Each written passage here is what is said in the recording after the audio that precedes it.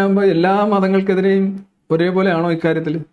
അതൊരു ചോദ്യമാണല്ലോ. അത് കൈവിറക്കാൻ പാടില്ലല്ലോ. മതങ്ങളെ തൂക്കി നോക്കുമ്പോൾ കൈവിറക്കരുത് എന്ന് ഞാൻ 2010 പറഞ്ഞ കാര്യമാണ്.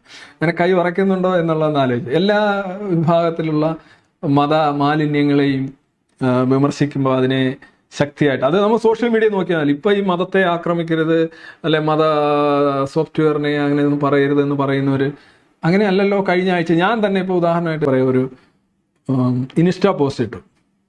അതിനകത്തൊരു ഈ ചൂട്ട് കറ്റ വെച്ചൊരു അമ്പലത്തിൽ അങ്ങോട്ടും ഇങ്ങോട്ടും എറിയുന്ന പരസ്പരം എറിയുന്നതാണ്. ഞാൻ അതിന് ചെറിയൊരു ക്യാപ്ഷൻ ഇട്ടോട്ട് അതിട്ട് ഞാൻ നോക്കിയിട്ട് ഒരു 10-40,000 പേര് കണ്ടിട്ടുണ്ട്. അപ്പോൾ അത് വേണമെങ്കിൽ പറയാം ഇത് ശരിയാണ്, ഇത് മോശമാണ്, എന്നാലും ഇത് ഞങ്ങൾക്ക് വ്രണപ്പെടുന്നു എന്ന് പറഞ്ഞ് എനിക്ക് ഒരു മെസ്സേജും വന്നില്ല ഇതുവരെ. അതിനു മുന്നേ വേറൊരു വിഭാഗത്തിൻ്റെ ഞാൻ ഇട്ടിരുന്നു.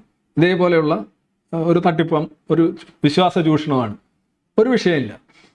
ഇതിങ്ങനെ ആയതുകൊണ്ടാണ് ഇങ്ങനെ പറയുന്നത്. ഇതിങ്ങനെ മാറണം, ഇതിങ്ങനെ പറഞ്ഞ് മാത്രമേ, അല്ലെങ്കിൽ അത് ശ്രദ്ധയിൽ കൊണ്ടുവന്ന് മാത്രമേ ഇത് ചെയ്യാൻ പറ്റുള്ളൂ. ഇത് എങ്ങനെ നേരിട്ട് ഈ വ്യക്തികളിലേക്ക് കൊണ്ട് അവർ കെട്ടുന്നു എന്ന് പറയുന്നതാണ് ഇവർ ചെയ്യുന്ന ഈ യാഗോ വർക്ക്. ഇതൊരു ഭയങ്കര ഒരു ദ്രോഹമല്ലേ ചെയ്യുന്നത്. ഇവർ നേരെ കൊണ്ടുവന്ന് അപ്പോൾ ഒരിക്കലും ഈ മതത്തിനെതിരെയുള്ള മതവിമർശനപരമായ ഒരു ലോകത്തെല്ലാം വിമർശിക്കപ്പെടാം, പക്ഷെ മതം മാത്രം വിമർശിക്കാൻ പാടില്ല. അത് ഒരു ടെറിബിൾ സിറ്റുവേഷനാണ്.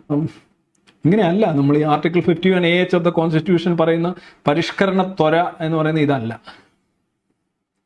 ഇങ്ങനെ ആകുമ്പോൾ ഇത് അടുത്ത തവണ കൂടുതലായിരിക്കും. ഓരോ തവണ കഴിയുമ്പോഴും മതത്തിന്റെ ആധിപത്യം കൂടുതൽ കൂടി വരികയും രാഷ്ട്രീയ പാർട്ടികളൊക്കെ ഈ മതത്തിന്റെ വെറും ഒരു അടിച്ചുതളിക്കാരായിട്ട് മാറുകയും ചെയ്യും.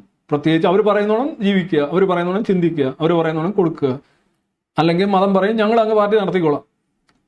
മതത്തിന് ഒരു പാർട്ടി നടത്താമല്ലോ, പേരിടണമെന്നില്ല. ഓരോ മതം ഓരോ പാർട്ടിയായിട്ട് മാറും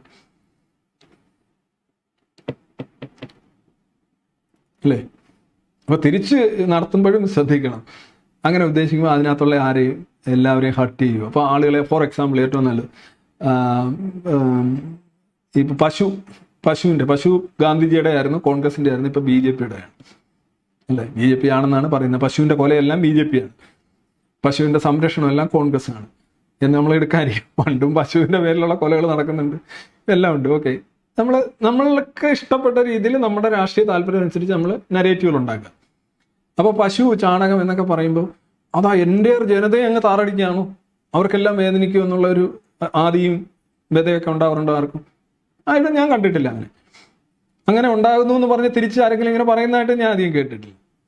നിങ്ങളെല്ലാം ഇങ്ങനെ പശുക്കൊല എന്നൊക്കെ പറയുമ്പോൾ ഞങ്ങളുടെ ഒരു സെന്റിമെന്റ്സിനെ ബാധിക്കുന്നു, ചാണകം എന്ന് പറയുമ്പോൾ ഞങ്ങൾക്ക് വലിയ മോശമായിട്ട് തോന്നുന്നു എന്ന് പറഞ്ഞ് അങ്ങനെ ആളുകൾ ബഹളം ഉണ്ടാക്കുന്നതായിട്ട് കേൾക്കുകയോ ഞാൻ കണ്ടിട്ടില്ല.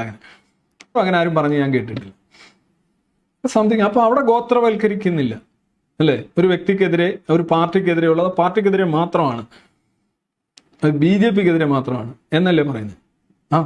BJPക്കെതിരെ മാത്രമാണ്. അതെന്താ ഇത് തിരിച്ചു പറയാത്തത്? ഇത് മറ്റേത് മാർസിസത്തിനെയാണ് ഞങ്ങൾ വിമർശിക്കുന്നത്. മാർസിസ്റ്റുകാരെല്ലാം ചക്കരയാണ്. അത് ശരിയാണ്. അതെന്താ തിരിച്ചിവിടെ പറയാത്തത്? ഇത് രണ്ടും ശരിയാണല്ലോ. ഇത് രണ്ടും നിങ്ങൾ നോൺ ട്രൈബൽ ആയിട്ടാണ് കാര്യങ്ങൾ വിശദീകരിക്കുന്നത്. ഒരു ഗോത്രീയ മനോഭാവം നിങ്ങൾക്കില്ല. ഒരാൾ ചെയ്തതിന് എല്ലാവരെയും നിങ്ങൾ ആക്കുന്നില്ല. അതേപോലെ അല്ലല്ലോ ഇവിടെ സംഭവിക്കുന്നത്. ഇത് കുറച്ച് പേര് പറഞ്ഞു എന്ന് പറഞ്ഞാൽ എല്ലാവരും അങ്ങനെ അങ്ങ് പറയുന്നു എന്നാക്കുക, എല്ലാവരും ഇങ്ങനെ ചെയ്യുന്നതെന്നാക്കുക. ഇതല്ലയോ പ്രധാനപ്പെട്ട ഈ പറയുന്ന സാധനം എഴുതിയിരിക്കുന്നത്? എന്താണ്? തീ പിടിപ്പിക്കുന്ന ഡാഷ്. ഇതാണ് സാധനം.